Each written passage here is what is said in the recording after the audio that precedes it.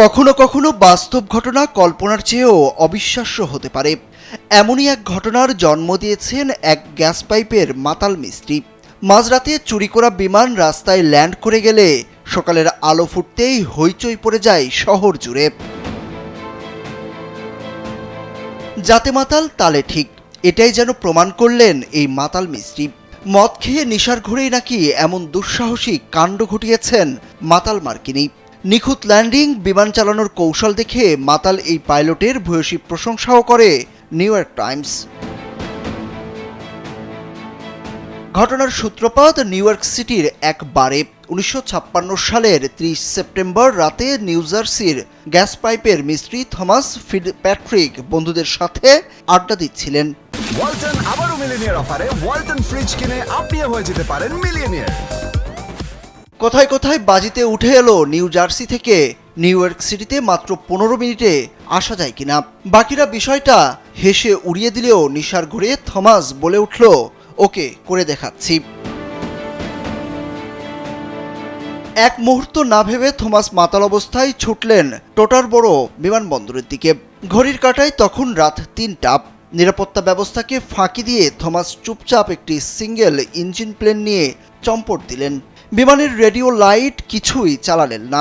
ঘুটঘুটে অন্ধকারের মধ্যেও প্লেন চালিয়ে সোজা নিউ জার্সি থেকে নিউ ইয়র্কের এক সরু রাস্তায় ল্যান্ড করলেন। ঘুম থেকে উঠে শহরবাসী দেখলেন রাস্তার দুধারে গাড়ি পার্ক করা, পাশে ল্যাম্পপোস্ট, তার মাঝে দাঁড় করানো ছোট্ট একটি প্লেন। হইচই পড়ে গেল চারপাশে। থমাসের এমন দক্ষতা দেখে নিউ ইয়র্ক টাইমস বড় করে খবর ছাপল। এবার পুলিশ এসে বিমান চুরির অভিযোগ ও ট্রাফিক নিয়ম ভাঙার জন্য ধরল থমাসকে। কিন্তু বিমানের মালিক এসে অভিযোগ তুলে নেয় $100 জরিমানা দিয়ে সেই যাত্রায় রক্ষা পায় থমাস। কোথায় বলে মাতালের আর তাল কি। সেই ঘটনার 2 বছর পর আরেকটি বারে আড্ডার ছলে উঠে এলো থমাসের সেই বিমানের ঘটনা। অনেকে তার প্রথম পাগলামির বিষয়টা বিশ্বাসই করছে না। একজন তো বলেই বসলো, সত্যি আপনি প্লেন নিয়ে রাস্তায় নেমেছিলেন? কথা শুনে মাতাল থমাসের মাথায় ফের জেদ চেপে গেল। বলে উঠলেন, বিশ্বাস হচ্ছে না? তাহলে বাজি ধরো। আবারও গেলেন সেই টোটার বড় বিমানবন্দরে। বিমান নিয়ে এবার নামলেন অ্যামস্টারডাম এভিনিউ আর 187তম স্ট্রিটের মোড়ের কাছে।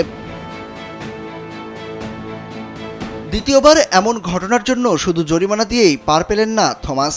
বিচারক বললেন, যদি প্রথমবার তোমাকে যথাযথভাবে দণ্ডিত করা হতো তাহলে সম্ভবত এই ঘটনা দ্বিতীয়বার ঘটত না। 6 মাসের জেল হলো থমাসের। সাজা পেয়ে থমাস স্বীকার করলেন, কি করব বলুন, মদ খেলে এমনটা হয়ে যায়।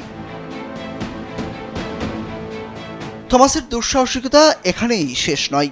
জানা যায় মাত্র 15 বছর বয়সে বয়স বাড়িয়ে নাকি কোরিয়া যুদ্ধেও যোগ দেন থমাস। আহত হয়ে অর্জন করেন পার্পল হার্ট অ্যাওয়ার্ডও। বিমান চালানো শিখেছিলেন শখ করে। প্লেন নিয়ে এমন পাগলামি করলেও থমাস কিন্তু প্রফেশনাল কোনো পাইলট ছিলেন না। মাত্র 2বারই বিমান চুরি করে রাস্তায় ল্যান্ড করেছিলেন থমাস, যা আজকের দিনে মাতালের আকাশকুসুম গল্পের মতো। তবে এখনও অনেক আমেরিকানের চেতনায় থমাসের গল্পটি সাহস, জেদ আর খানিকটা বেপরোয়া মনোভাব জাগিয়ে তোলে।